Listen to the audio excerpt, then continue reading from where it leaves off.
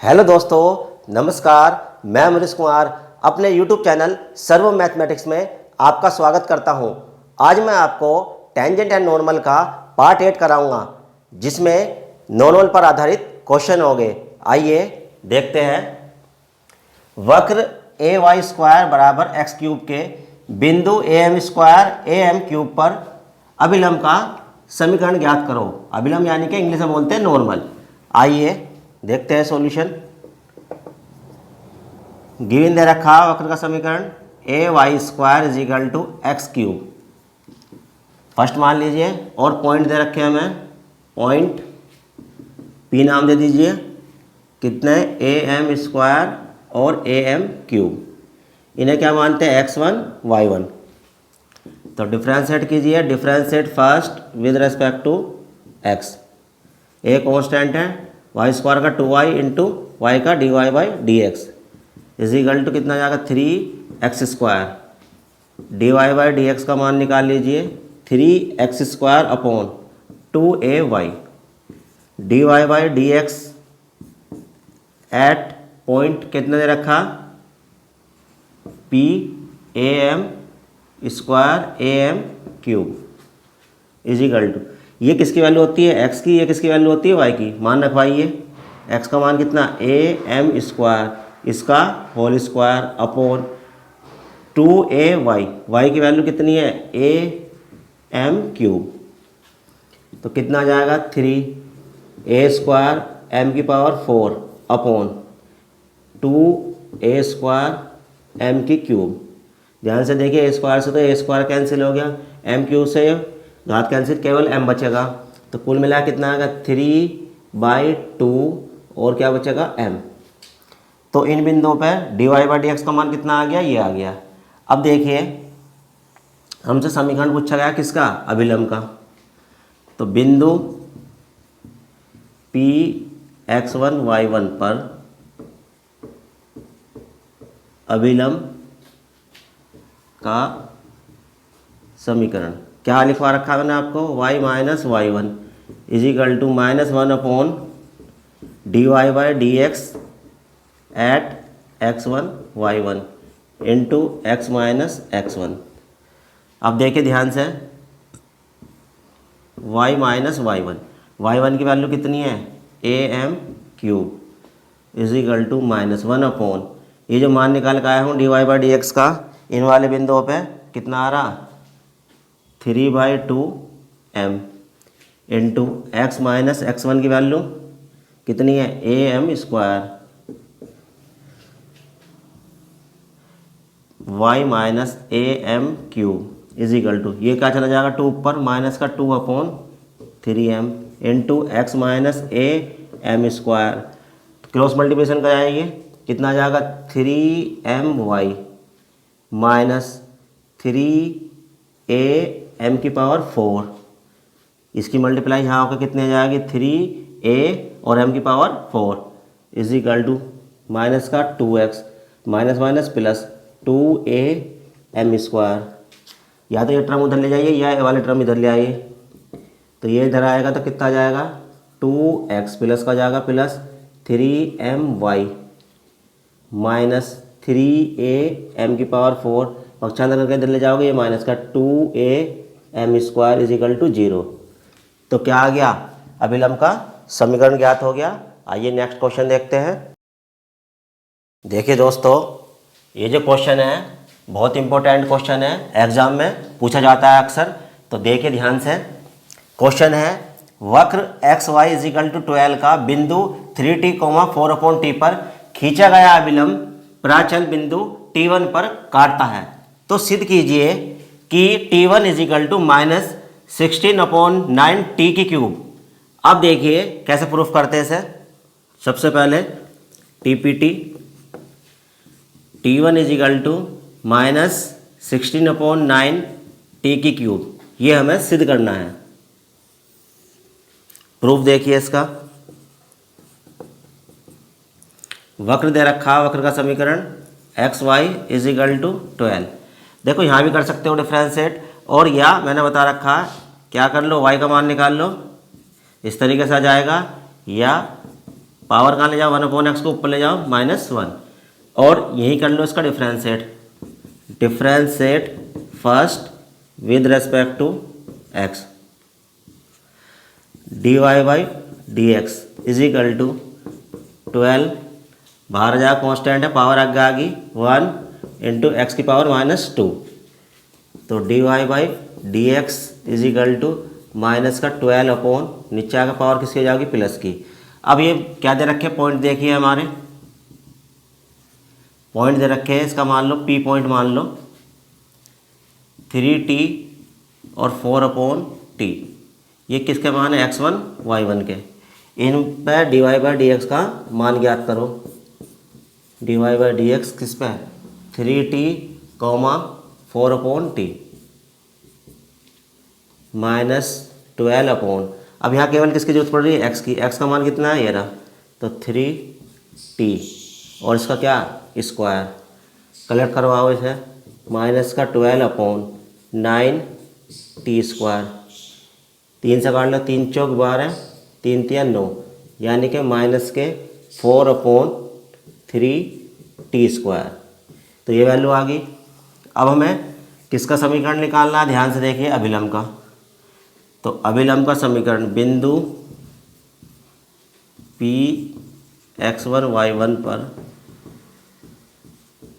अभिलम्ब का समीकरण क्या लिखवा रखा है, y - y1 is equal to -1/dy/dx at x1 y1 into x - x1, y - y1 की वैल्यू कितनी है, 4/t is equal to -1 dy/dx का मान निकाल कर लाए, इन बिंदुओं पे कितना आया, -4/3t² इंटू x - x1 की वैल्यू कितनी है, 3t, तो कितना आ जाएगा, y - 4/t is equal to, minus से माइनस कैंसिल, क्या चला जाएगा, ऊपर चला जाएगा सबसे, कितना जाएगा, 3t²/4 इंटू x - 3t, इसे समीकरण मान लो सेकंड।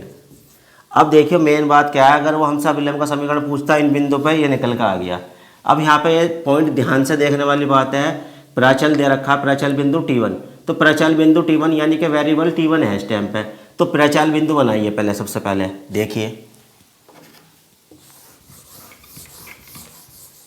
किस पे कह रहा है, बिंदु T1 पर प्राचल बिंदु, ध्यान से देखिए किस तरीके से बनते हैं।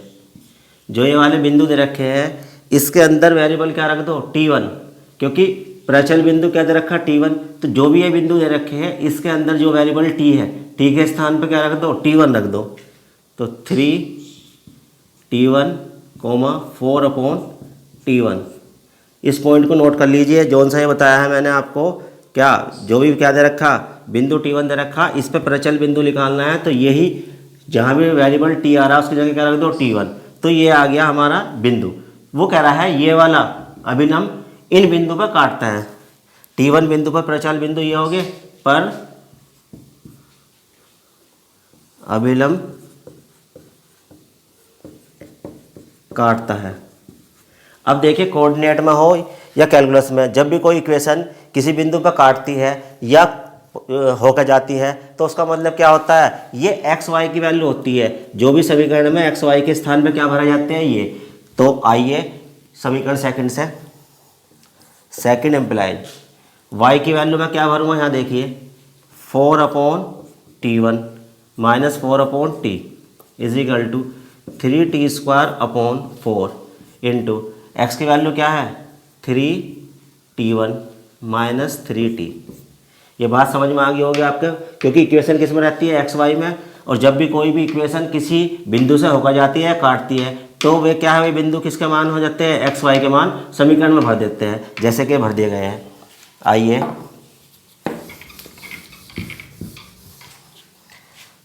4 कॉमन ले लीजिए, 1/t1 - 1/t, इसमें से 3 कॉमन आ रहा, तो 3 3 9 t²/4 और यहाँ बचेगा t1 - t, 4 इंटू एल्सियम ले लीजिए t1 इंटू t और कितना आ जाएगा, T1 से T1 कटेगा, T1 माइनस ये T से T कटेगा, क्या बचेगा T1 इज इक्वल टू, यहाँ देखिए इसमें से मैं माइनस कॉमन लेना चाह रहा ताकि ये वाला ब्रैकेट में दिखाई दे रहा होगा T माइनस T1 कट जाएगा, तो माइनस कॉमन लेकर बाहर लिख दिया ऑन 4 और यहाँ क्या आ जाएगा T माइनस T1।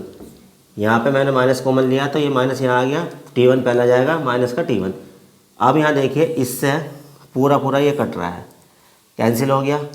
आइए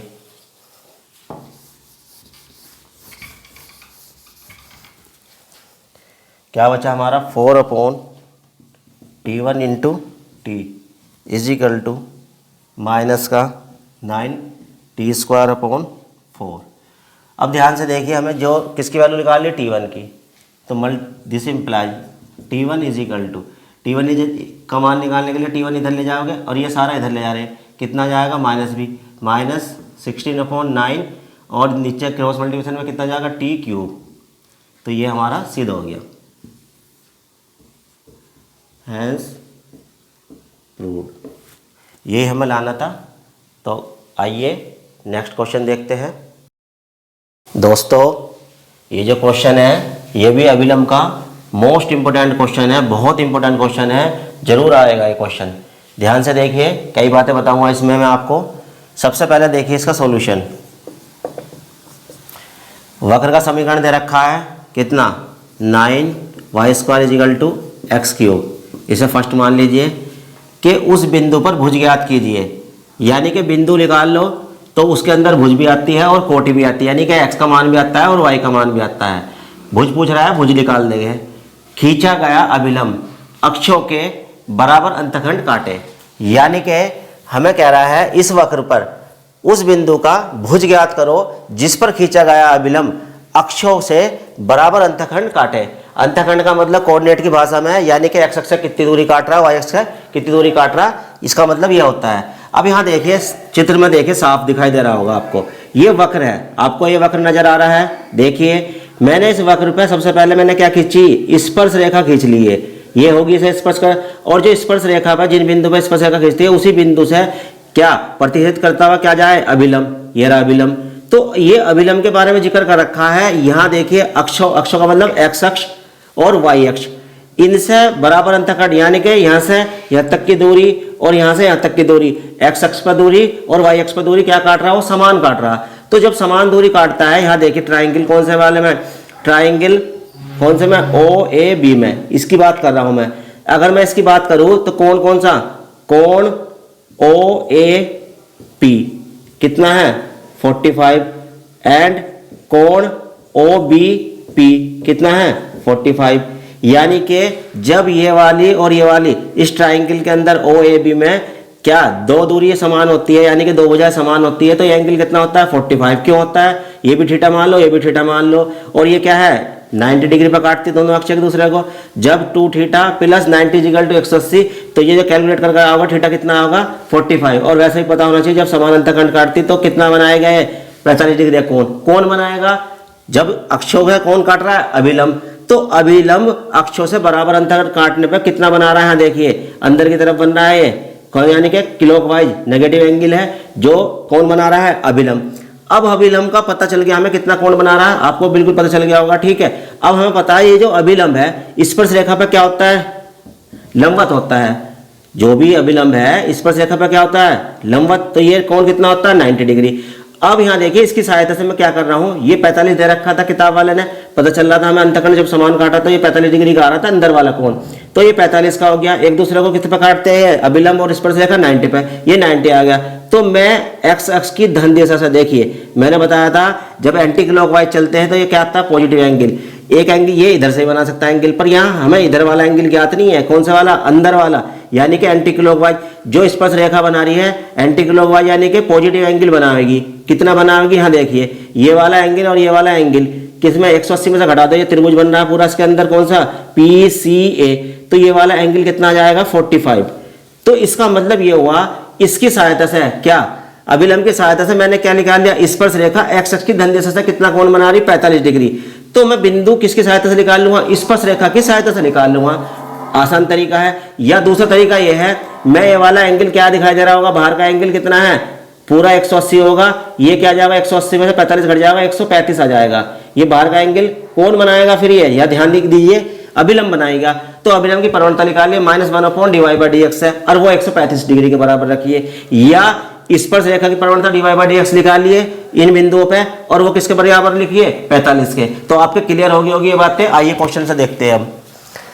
यहाँ देखिए क्वेश्चन की समीकरण ये दे रखी है यानी कि वक्र की, और हमें क्या निकालना है, मैंने बताया था जब बिंदु ना दे रखे तो पॉइंट क्या मान लो P(x1, y1), तो बिंदु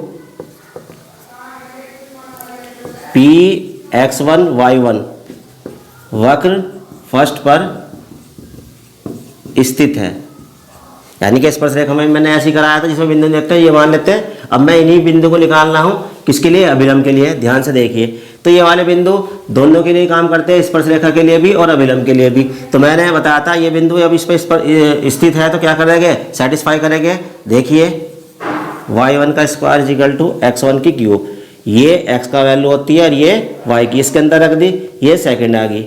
अब डिफ्रेंशिएट कीजिए, differentiate second with respect to x, कितना जाएगा 2y, y का dy/dx और ये कितना जाएगा 3x², 3×9।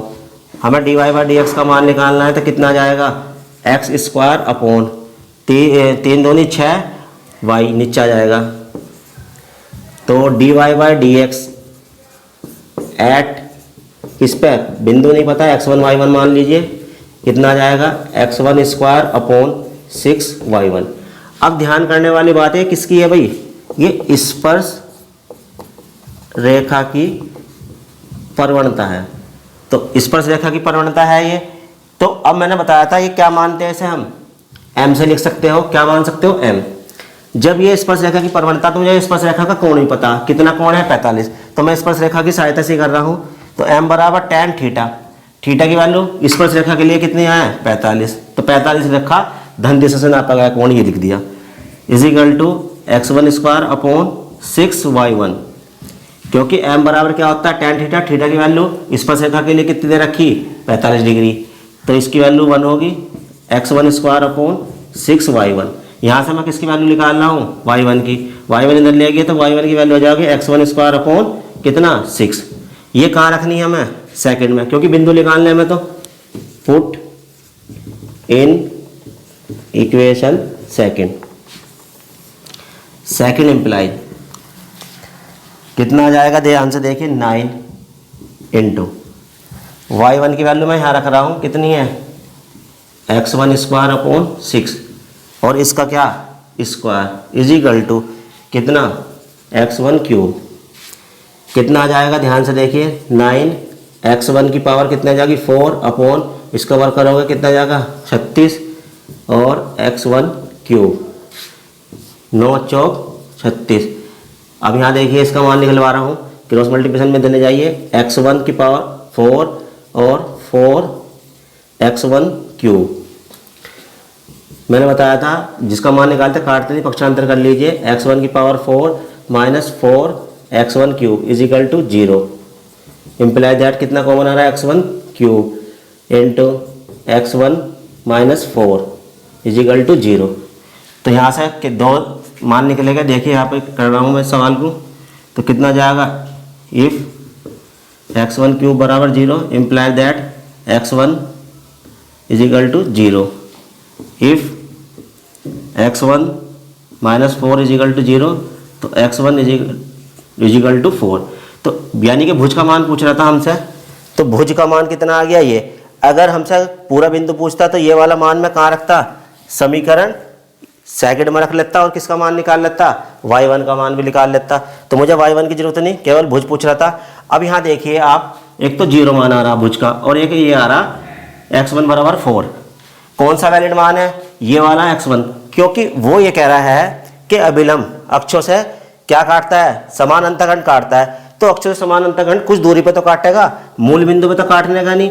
तो इसलिए ये जो भुज दे रखा है ये वाला = 0 लिखना पड़ेगा, यानी कि x1 क्या होगा = 0, क्योंकि भुज तो यहाँ की अगर 0 आ जाएगा तो यहाँ पे अभिलंब अक्ष से कहाँ दूरी काट पाएगा, ना तो x अक्ष से काट पाने का ना y अक्ष से काट पाने का। तो इसका मतलब सही तरीका क्या होगा, x1 is not equal to 0, तो x1 की वैल्यू 0 तो लेने के नहीं, क्या लेंगे हम, x1 इज इक्वल टू 4। तो यही पूछ रहा था क्वेश्चन के अंदर, बिंदु का भुज। तो बिंदु का भुज कितना आगे यहाँ लिख दे, इसलिए बिंदु का भुज x1 इज इक्वल टू 4, ये आंसर हो जाएगा। दोस्तों अगर आपको मेरी वीडियो पसंद आती है तो लाइक शेयर और कमेंट कीजिए और मेरे चैनल सर्वम मैथमेटिक्स को सब्सक्राइब कीजिए। धन्यवाद।